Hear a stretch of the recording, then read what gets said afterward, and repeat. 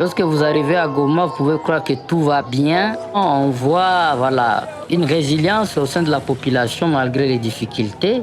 Quand vous circulez, on peut dire que la vie a repris à Goma petit à petit. Vous circulez un peu le soir, les bistrots fonctionnent.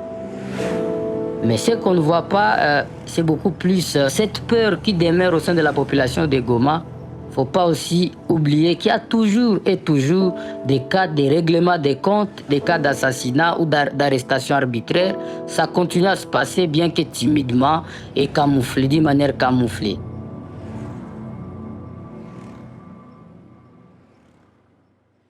Goma était tombé au mois de janvier 2025. Et là, quand la ville de Goma était tombée, ici, on avait fait toute une semaine coincés dans les maisons parce que ils étaient en train de faire des opérations de ratissage dans la ville de Goma.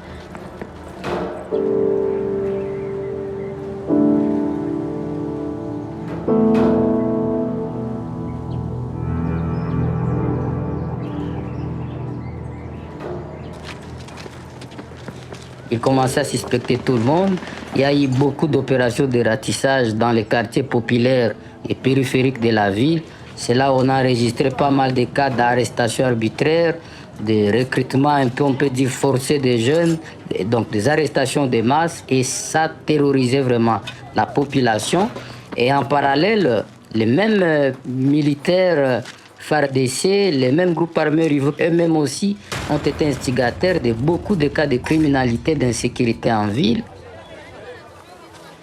l'M23, ils ont lancé plusieurs, jusqu'à aujourd'hui, des sensibilisations pour essayer un peu de faire comprendre à la population que leur lutte est pour le bien de la population. Il faut qu'on se fasse confiance. Donc cette crise de confiance a donné lieu à cette peur. Et même si les choses se sont améliorées, jusqu'à aujourd'hui, il y a toujours cette méfiance. Aujourd'hui à Goma, la société civile n'existe pas. Elle n'a pas le droit de s'exprimer. Les membres de la société civile qui sont en exil, soit au Burundi, soit dans d'autres villes de la RDC, et là, même leurs proches à Goma sont traqués. Ils ont installé maintenant ce qu'on appelle des instances de propagande pour que les gens puissent adhérer à leur mouvement. Partout où ils passent, ils mettent une administration parallèle. L'ordre qui existait, les structures qui existaient, en tout cas, ces structures-là n'existent plus. Ils mettent leurs nouvelles structures, de nouvelles institutions.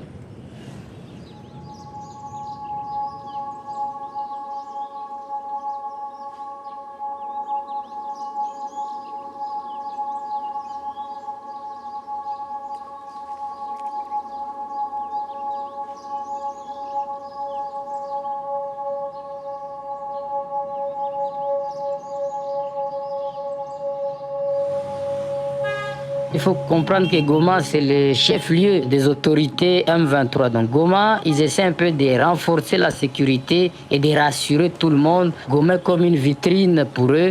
Mais lorsque vous quittez seulement Goma, vous commencez à sentir qu'il y a, comment je dis, un relâchement.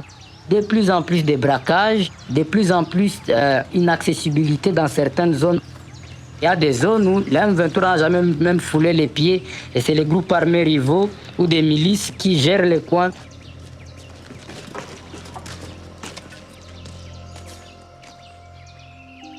Naona zamani habaya winda FDLR ama vanani FDLR kwanza ilikuwa ajili miaka haitaenda iba tena. Mei wakati babapeleke bubipoli bashakusa kwa kwenda bako natafutia tu mubakaji. Make tu hii tabia imekuwa sana juu hali imegeuka tu. Poka bambi ye niko nayo vrema hata leo hii na niko humu wamepita hata kumugini mara hii mara pili. Mumugini yote haiko kwangu mepeke. Ni franga, manguo, chakula, hawachake kitu. Les vraies opérations de grande envergure commencent à partir de 2022. La population s'est vue abandonnée par l'armée gouvernementale. Et je me rappelle quand les M23 étaient arrivés au niveau de Rutshuru, et les gens ne savaient pas quoi faire. Il y en a qui sont partis vers l'Ouganda et d'autres qui ont progressé vers le Grand Nord et d'autres qui étaient partis dans la chefferie de Bouicha. Si hatukuonaka hata na maiti, manake ni bamingi wenye walikuwaka napotea watu na hawataona maiti. Tulikuwaka na migulu tukifika huku Kasai, huku Kazaro. Kisha tukifika pale Kazaro njo tulikamataka moto ya kutufikisha huku Kudwasa kule Mungambi. Tulikuwa si peke, kila mtu alikuwa nakimbia tu yeye peke, kila mtu anakimbia ginzi tu iko na nani. Sana jisikia naenda. À partir de 2022, les gens se sont déplacés pensant que la situation allait changer.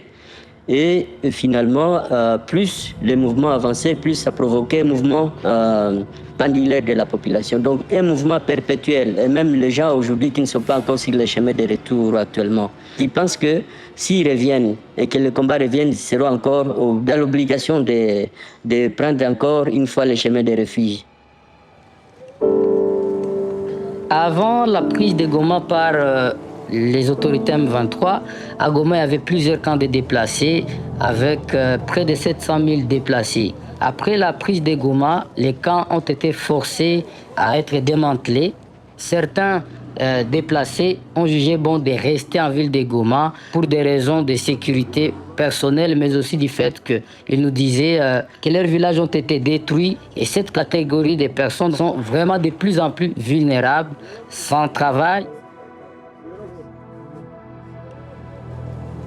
Au mois de mai 2025, ils ont lancé des opérations de grande envergure contre tous ces groupes de résistance. Et cela occasionne maintenant une situation qui est compliquée pour la population, parce que la population se trouve maintenant coincée entre ces groupes de résistance avec les M23.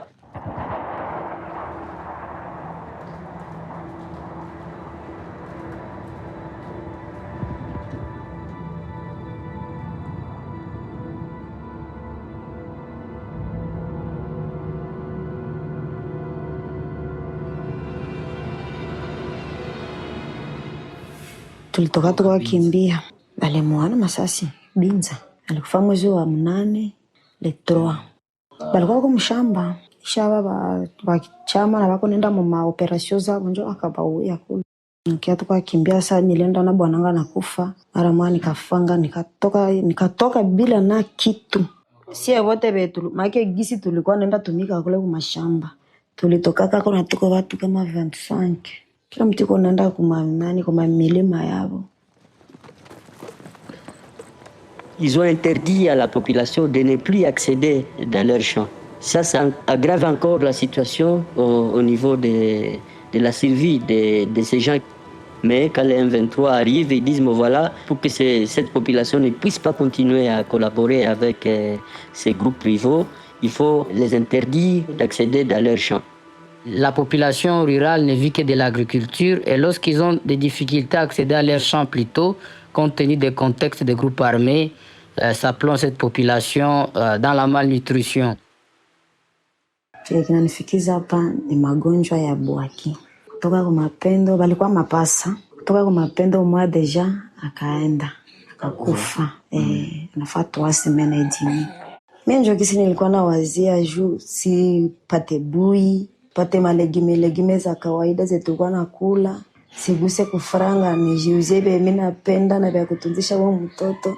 Na tu vile vyote ndio vinaletea mtoto yeye manani. Bungi lipande ilikuwa ku 5,000 ishafika ku 10,000 basi. Pour ce qui concerne la malnutrition, il y a des choses pour lesquelles nous ne pouvons pas apporter des solutions. Cette population qui est coincée entre les belligérances au niveau de Kibirizi, Bambou, c'est des choses en fait qui nous dépassent. Avec la suspension du financement de USAID. Il y a beaucoup d'acteurs qui étaient dans la zone aujourd'hui qui ne travaillent plus. Maintenant, MSF qui est resté le seul acteur principal dans la zone, et là, il ne pourra pas faire tout. Beaucoup d'activités sont aux arrêts actuellement. Les commerces, les activités agricoles, les activités économiques et consorts sont actuellement aux arrêts ou soit au ralenti à cause de ces opérations actuelles entre le gouvernement et les M23, mais aussi entre les M23 et ces groupes de résistance qui sont restés dans les zones sous contrôle M23. Dans le Rutshuru, sur l'axe principal avec la fermeture des banques et la fermeture également de l'aéroport international de Goma, la population est obligée d'aller effectuer des mouvements au niveau de Beni et au niveau de Butembo. Et ils savent qu'ils doivent passer par la RN2. Il y a maintenant une augmentation de la criminalité parce que les groupes armés profitent de l'occasion maintenant pour braquer tous ces gens-là parce qu'ils savent qu'ils ont de l'argent. Je suis un motard. Je voulais aller à Goma pour prendre mes pièces. Et quand j'étais en train de rentrer, j'ai rencontré des militaires M23. Il a pris ma chute, il m'a coupé sur la tête. Le sang coulait, c'était beaucoup. Ce dispensaire-là, on m'a dit non, cet homme, il peut être mort dans quelques minutes. Alors, il les a dit de m'amener ici, à l'hôpital de Rutshuru. Il y a aussi la charge au niveau de la chirurgie, au niveau de l'hôpital de Rutshuru, qui a augmenté à cause de toutes ces attaques qu'on est en train d'enregistrer aujourd'hui sur la RN2. Les règles du jeu pour cette guerre n'est pas respectées.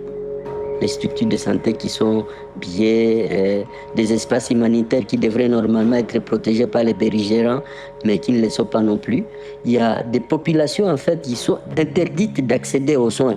Et ça, c'est une situation en fait, qu'on est en train de vivre actuellement. Nilipataka masasi, wajambazi walikuyaka kumugini, wakechukua vitu yote na nyuma wakenipiga masasi mumigulu yote. Na bamoya tukebajua, saa baliona tunabajua, baliuwaka bwanangu. Saa balinipigaka masasi ya umu nikianguka bakezania na mimi nakufa. Njo baliendaka na mie bajirani njo balinilaluwaka pale munyumba. Parce que, en fait, il y en a d'abord qui sont étiquetés d'appartenir à telle ou telle autre tendance. Et c'est pour cette raison-là qu'on leur interdit d'accéder aux soins. Et d'autres qui ont peur d'être aussi assimilés à des groupes armés et qui se voient également être interdits d'accéder à telle ou telle autre zone. Tulikuwa nenda lima leo ija kuharibika manjia hatuende tena kumushamba nikushinda tunaogopa jo ubakai wako nenda bana babakia kule bamwa bana bau mama tunaogopa enda mshamba ya kumashamba vilikuwa na vinaishi tu vilikuwa na vinaishi sasa kwenye hii ya maviti imekuwa ndio imekuwa saba mingi huko mshamba nakumbuka wamekufunga kitambala wamekubeba kama utamaliza kule 2 jours kama ni 3 jours hapo ndio bana hiyo aisha nyuma bana kuribere ubie bana ku molo kwangu ndio mwebelefikiaka. La situation par rapport aux violences sexuelles en ville de Goma reste alarmante. Déjà avant la prise de Goma par le M23, les taux de violences sexuelles étaient élevés. Et après la prise de Goma par le M23, on dirait que la situation reste toujours la même. Bien que c'est, comment je vais dire, c'est le contexte un peu des viols qui a changé, on constate maintenant que les violences sexuelles se passent à Goma, même dans des ménages, et ce sont des hommes armés qui s'acharnent sur les femmes vulnérables qui se trouvent dans ces quartiers périphériques de Goma. Il y a des violences sexuelles à grande échelle. Il y a aussi derrière tout ça de l'exploitation sexuelle. Au-delà de ces violences qui sont commises par des criminels armés ou des hommes armés.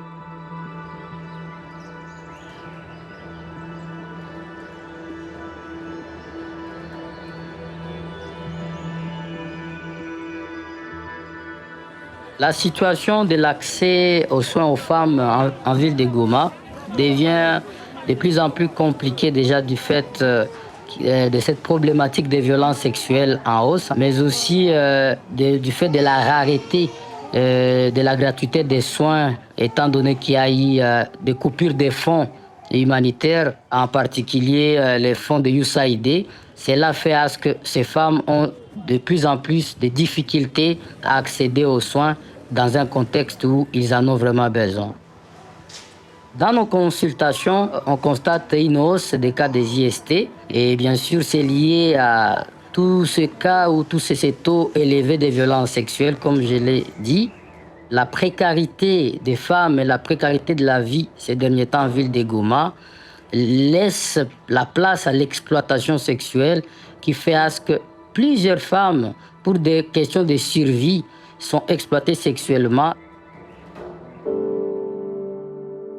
L'espoir qui était, c'est les accords de paix signés par Donald Trump. et avec le Rwanda et la RDC pour mettre fin d'une manière pacifique à ces conflits, mais qui malheureusement jusqu'à maintenant, aucun signe positif n'est observé sur terrain parce qu'il y a toujours des affrontements et des bombardements. Pour le gouvernement, je pense qu'il considère qu'il y a eu quand même beaucoup d'avancées par rapport à cet accord qui a été signé sous la médiation de Washington. Mais malheureusement, sur le terrain, la situation n'a pas changé parce que les combats se poursuivent, les positions se radicalisent, des localités qui tombent les unes contre les autres. La priorité, c'est d'avoir la paix, le retour de la paix. Je pense qu'ils aspirent surtout beaucoup plus à ça, de voir peut-être elle a le même meilleur, mais aujourd'hui en tout cas, c'est le désespoir aujourd'hui. Parce qu'ils ne pensent pas que la situation va s'améliorer aujourd'hui ou ni demain.